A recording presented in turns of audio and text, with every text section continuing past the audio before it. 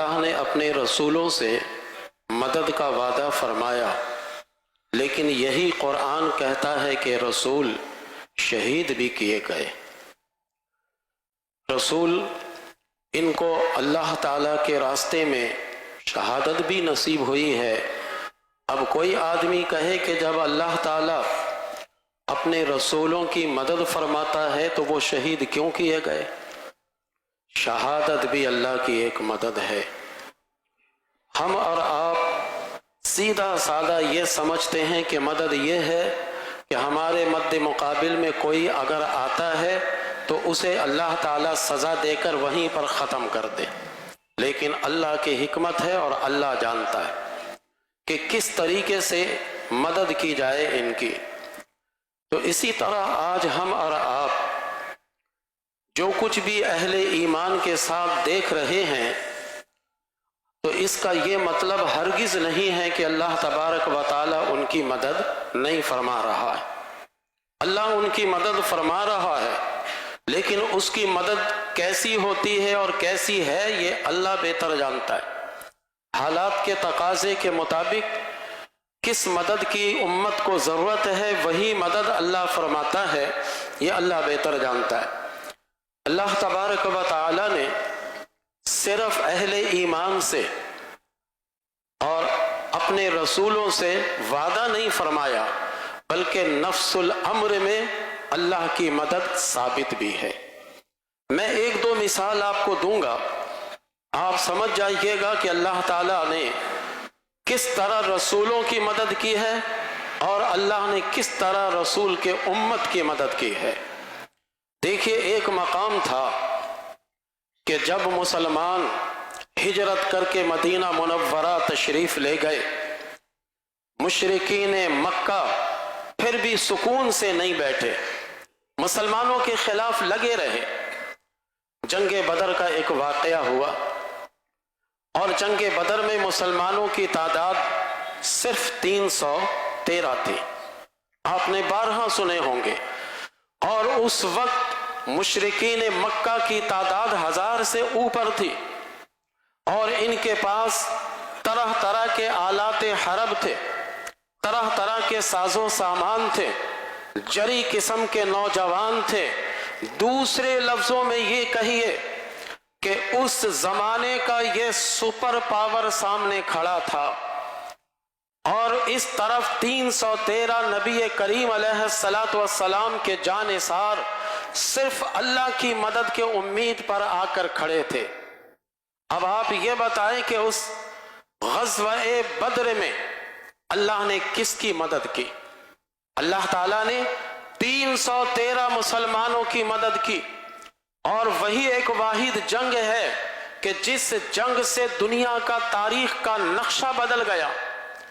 آج تک مستشرقین حیران ہیں کہ اس جنگ کو مسلمانوں نے کیسے جیتا ہے، کیونکہ ان کے پاس تو اگر تلوار ہے تو ڈھال نہیں تھی، ان کے پاس اگر گھوڑے تھے تو ان کے پاس تلوار نہیں تھی، یعنی ہر اعتبار سے یہ کمزور تھے۔ اگر یہ جنگ مسلمان ہار جاتے تو پھر دنیا کا نقشہ آج بھی کچھ اور ہوتا، آج کچھ اور رہتا، لیکن اس جنگ کو اللہ تعالیٰ نے مسلمانوں کے حق میں کیسے کیا؟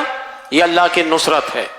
اس لیے اللہ تعالیٰ فرماتا ہے وَلَقَدْ نَصَرَكُمُ اللَّهُ بِبَدْرٍ وَأَنْتُمْ أَذِلَّةٌ فَاتَّقُوا اللَّهَ لَعَلَّكُمْ تَشْكُرُونَ، اور تم جس وقت تعداد میں کم تھے اور بدر میں نکلے تھے، بے سر و سامانی کے حالت میں نکلے تھے، تعداد میں بھی تم کم تھے، اللہ نے وہاں پر تمہاری مدد کی۔ فَاتَّقُوا اللَّهَ لَعَلَّكُمْ تَشْكُرُونَ، اللہ سے ڈرو اور شکر ادا کرو۔ دیکھیں، میدان بدر میں اللہ نے ایک مٹھی بھر مسلمانوں کی مدد کی ہے۔ کبھی مسلمان کو مایوس نہیں ہونا چاہیے، کبھی بھی رسولوں پر صدق دل سے ایمان لانے والے کو مایوس نہیں ہونا چاہیے۔ اگر یہ مٹھی بھر غزہ میں ہے اور چاروں طرف سے کافروں کا یلغار ہو رہا ہے، تو یہ مسلمان اس قدر بے قرار نہیں ہے جتنا ہم پاکستان میں بیٹھ کر بے قرار ہیں۔ وہ تو اللہ کی امید پر اور رسول کریم علیہ الصلوۃ والسلام کے ذات بابرکات پر امید لگا کر اتنے قوی ایمان کے ساتھ ہیں کہ ان کا پیر متزلزل نہیں ہو رہا، ان کا قدم متزلزل نہیں ہو رہا ہے۔ میں نے خود دیکھا سوشل میڈیا پر کہ ایک شخص اپنے پوتا یا نواسا سے کہہ رہا ہے، جس کی شہادت بھری لاش وہاں پر موجود تھی، وہ کہہ رہا ہے کہ بیٹا جا کر اللہ کے نبی صلی اللہ علیہ وسلم کو میرا سلام کہنا۔ ان کے جذبات یہ ہیں، ان کا حوصلہ اتنا ہے، یہ پست نہیں ہو رہے ہیں۔ اللہ تعالیٰ مسلمان، پورے دنیا کے مسلمان کو اسی طرح حوصلہ عطا کرے، اسی طرح استقامت عطا کرے۔ میں صرف بتا ہی یہ رہا ہوں کہ کبھی بھی آپ اپنے ہمت کو پست مت کریں۔ آج غزہ میں یہ مٹھی بھر ہیں اور چاروں طرف سے یلغار ہے، تو کبھی بدر کے میدان کو یاد کر لیجئے کہ بدر میں یہ مسلمان کتنے مختصر تھے، لیکن اللہ کی نصرت آئی تو کامیابی انہیں ملی۔ نصرت کا تعین میں اور آپ نہیں کر سکتے، یہ اللہ کرے گا کہ ان کے لیے، غزہ والوں کے لیے نصرت کیا ہے۔ اللہ تعالیٰ فرمائے گا کہ ان کے لیے کیا نصرت ہے، میں اور آپ نہیں کر سکتے۔ یہ نفس الامر میں اللہ کی مدد موجود ہے۔ انا لننصر رسولنا والذین آمنوا فی الحیات الدنیا، ہم ضرور مدد کریں گے اپنے رسولوں کی، اور ان لوگوں کی مدد کریں گے جو ایمان لائے دنیا کی زندگی میں۔ میرے رب کا یہ فرمان قرآن میں ہے، اور اللہ کا یہ وعدہ قرآن کریم میں ہے۔ دنیا ادھر سے ادھر ہو جائے لیکن اللہ کا فرمان جھوٹا ہو نہیں سکتا، یہ حق اور سچ ہے۔ ہر آدمی بیٹھ کر اپنے اعتبار سے شطرنج کی کھیل کی طرح مدد کا تعین کرتا ہے، لیکن اللہ بہتر جانتا ہے کہ غزہ والوں کے لیے مدد کیا ہے، پاکستان والوں کے لیے مدد کیا ہے، بنگلہ دیش والوں کے لیے مدد کیا ہے، انڈیا کے مسلمانوں کے لیے مدد کیا ہے، یہ اللہ بہتر جانتا ہے۔ ہم اپنے طور پر ایک محدود نظر رکھنے والے اپنے طور پر مدد یہی سمجھتے ہیں کہ ہمارے مقابل میں کوئی آئے تو اللہ تعالیٰ فوراً اس کو نیست و نابود کر دے۔ ایک تو یہ واقعہ ہمارے سامنے موجود ہے، اور ایک واقعہ قرآن کریم شاندار نقل کرتا ہے۔ جب ہجرت کر کے مدینہ منورہ پہنچے تو مدینہ میں یہودی کافی تعداد میں تھے، اور بڑے مضبوط یہ لوگ تھے۔ 3 قبائل مدینہ منورہ میں یہ لوگ آباد تھے، بنی قینوقا، بنو نذیر اور بنو قریظہ۔ یہ 3 قبائل، وہاں پر ان کا اثر و رسوخ چلتا تھا، بڑے طاقتور تھے، اور انہوں نے اپنی حفاظت کے خاطر قلعے بنائے، اور اس قلعہ میں یہ محصور رہتے تھے۔ قلعہ کے اندر یہ سمجھتے تھے کہ ہمیں کوئی نقصان نہیں پہنچا سکے گا۔ مسلمانوں نے بھی اس کی ساری چیزوں کو مسلمانوں نے بھی جب دیکھا تو وہ بھی سمجھ گئے کہ واقعی یہ تو بڑے مضبوط ہیں، بڑے طاقتور یہ نظر آتے ہیں۔ اللہ تبارک و تعالی کس طرح دن پھیرتا ہے ذرا یہ ملاحظہ کیجئے۔ مدینہ منورہ کے یہود اپنے آپ کو طاقتور کہتے تھے، اور طاقت کے ساز و سامان یکجا کر بیٹھے تھے، مضبوط قلعے بنا کر بیٹھے ہوئے تھے وہ، لیکن اللہ تبارک و تعالی جب مدد فرماتا ہے تو کیا ہوتا ہے، ذرا آپ اس کو ملاحظہ کیجئے۔ اللہ فرما رہا ہے هو الذی اخرج الذین کفروا من اہل الکتاب من دیارہم لاول الحشر، سورہ حشر میں ہے۔ وہی اللہ تو ہے جو کتابیہ کافروں کو ان کے گھروں سے نکالا، لاول الحشر، یہ پہلے حشر کے لیے اللہ نے نکالا۔ اور یہ وہ ہیں کہ تم نے ان کے بارے میں خیال کر لیا تھا، ما ظننتم ان یخرجوا، تم نے خیال کیا تھا مسلمانوں کہ یہ تو بڑے طاقتور ہیں، انہیں تو مدینہ سے نکالنا بڑا مشکل کام ہوگا، تم نے یہ خیال کیا تھا۔ وَظَنُّوا، اور یہودیوں نے یہ خیال کر رکھا تھا کہ وَظَنُّوا أَنَّهُمْ مَانِعَتُهُمْ حُصُونُهُمْ مِنَ اللَّهِ، کہ یہودیوں نے خیال کیا ہوا تھا کہ ہم نے تو مضبوط مکانات بنا رکھے، مسلمان اگر تیر اندازی کریں گے، مسلمان اگر حملہ آور ہوں گے تو ہم اپنے قلعہ میں جا کر محصور ہو کر محفوظ ہو جائیں گے۔ اس طرف انہوں نے خیال کیا ہوا تھا کہ ہم نے اپنا محفوظ قلعہ بنا لیا ہے، اور اے مسلمانوں تم نے ان کی طاقت کو دیکھ کر خیال کیا ہوا تھا کہ انہیں تو مدینہ سے نکالنا بڑا مشکل کام ہوگا، لیکن ہوا کیا؟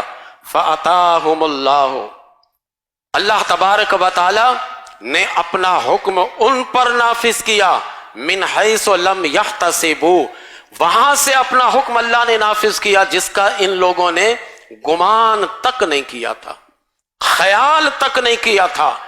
یہ تو سمجھتے تھے کہ مسلمان اگر دائیں طرف سے حملہ کریں گے تو ہمارے قلعہ کی دیوار ہے، مسلمان اگر بائیں طرف سے حملہ کریں گے تو وہاں پر قلعہ کی دیوار ہے، مسلمان اگر پیچھے کی طرف سے حملہ کریں گے تو وہاں قلعہ کی دیوار ہے، مسلمان اگر سامنے کی طرف سے حملہ کریں گے تو ادھر بھی قلعہ کی دیوار ہے، مسلمان اگر اوپر سے تیر اندازی کریں گے تو ہم نے قلعہ کی دیوار تو کافی اونچی کی ہوئی ہے، اپنے طور پر ہر اعتبار سے محفوظ مقام پر بیٹھے تھے۔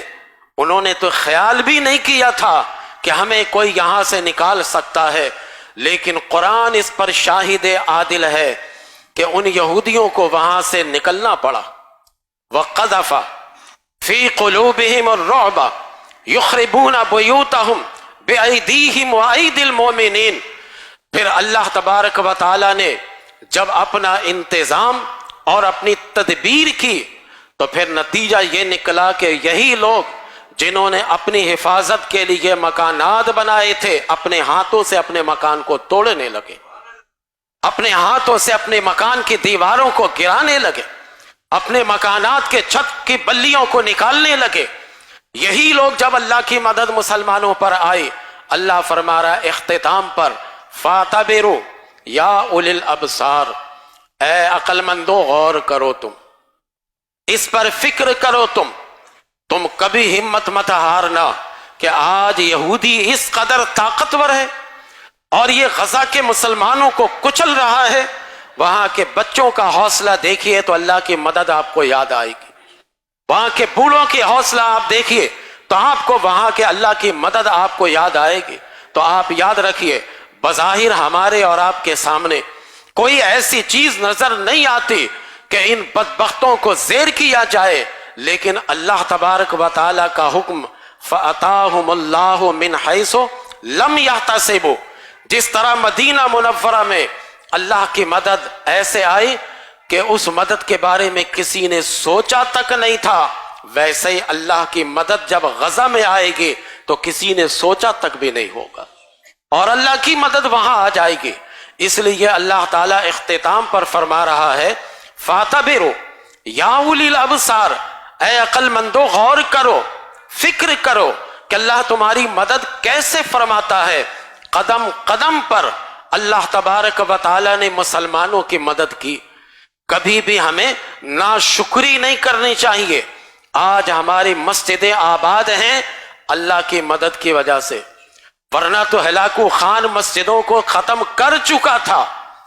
آج ہمارے مدارس اگر آباد ہیں تو یہ اللہ کی مدد سے ہے، ورنہ چنگیز خان تو یہ سب کچھ کر چکا تھا۔ آج بھی اگر پوری دنیا میں کہیں بیٹھ کر کوئی قال قال رسول اللہ صلی اللہ علیہ وسلم کی صدا بلند کرتا ہے تو یہ میرے رب کی مدد ہی تو ہے، ورنہ دنیا والے تو اس کو اپنے طور پر ختم کر چکے، ذرائع مسدود کر چکے، یہ ذرائع کو بند کر چکے یہ، لیکن یہ اللہ کی مدد ہی تو ہے کہ آج تک یہ سلسلہ چل رہا۔ تو نفس الامر میں یہ موجود ہے کہ اللہ کی مدد رہی ہے۔ اور آگے چلیے، حضرت ابو بکر صدیق رضی اللہ تعالی عنہ کا جب دور خلافت آیا، اس وقت ایک جنگ واقع ہوئی جسے جنگ یمامہ کہتے۔ جنگ یمامہ خطرناک جنگ لڑی گئی، وہاں پر 40,000 مرتدین اور کافرین تھے، 40,000 تھے۔ اب مسلمان تو ابھی بھی اتنی تعداد میں نہیں تھے، ابھی تو اللہ کے رسول علیہ السلام نے پردہ فرمایا، اور ابھی خلافت حضرت ابو بکر صدیق رضی اللہ تعالی عنہ کا ابتدائی دور ہے۔ 12,000 مسلمان نکلے وہاں پر، کسی مسلمان کے پیشانی پر شکن نہیں ہے۔ اے امیر المومنین، 40,000 کے مد مقابل میں آپ 12,000 ہمیں بھیج رہے ہیں، یہ تو ہمیں ختم کر کے رکھ دیں گے؟ نہیں، مسلمان اللہ کی مدد کی امید پر نکل گئے۔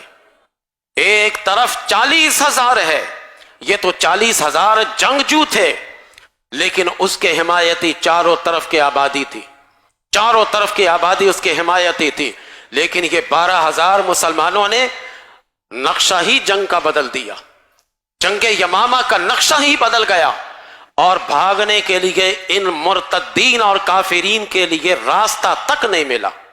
اللہ نے ایسی مدد کی، اگرچہ اس میں بھی مسلمان شہید ہوئے۔ ہر جنگ میں یہ اللہ کا اصول ہے کہ ایسا نہیں ہے کہ جنگ میں شہادت نہ ہو اور آپ کو کامیابی مل جائے۔ بدر میں اللہ نے ملائکہ کو بھیجا، لیکن بدر میں بھی مسلمان شہید ہوئے۔ احد میں اللہ نے مسلمانوں کی مدد کی، لیکن مسلمان بھی شہید ہوئے۔ یہ اللہ کا اصول ہے، ایک ضابطہ ہے۔ تو جنگ یمامہ میں 12,000 مسلمان تھے اور ادھر 40,000 مرتدین تھے، لیکن اللہ تبارک و تعالی نے غالب فرمایا مسلمانوں کو، کیونکہ جنگ یمامہ بھی وہ جنگ تھی کہ اگر وہ مسلمان اس جنگ کو ہار جاتے پھر دوبارہ مذہب اسلام مٹ جاتا، دوبارہ کفر اپنا سر اٹھا لیتا، اور دوبارہ نبی کریم علیہ الصلوۃ والسلام کے دین کو یہ لوگ پامال کر دیتے۔ لیکن اللہ نے 12,000 مسلمانوں کو شاندار کامیابی عطا کی۔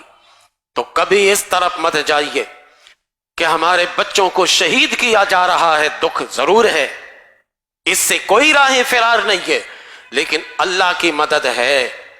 اللہ کی مدد سے کبھی مایوس مت ہوئیے گا۔ ہماری تعداد کم ہے، ٹھیک ہے، یہ تو ہماری تاریخ ہے، ہماری تعداد کم رہنا کافروں کے مقابلے میں یہ ہماری تاریخ ہے، لیکن کامیابی بھی ہماری تاریخ ہے۔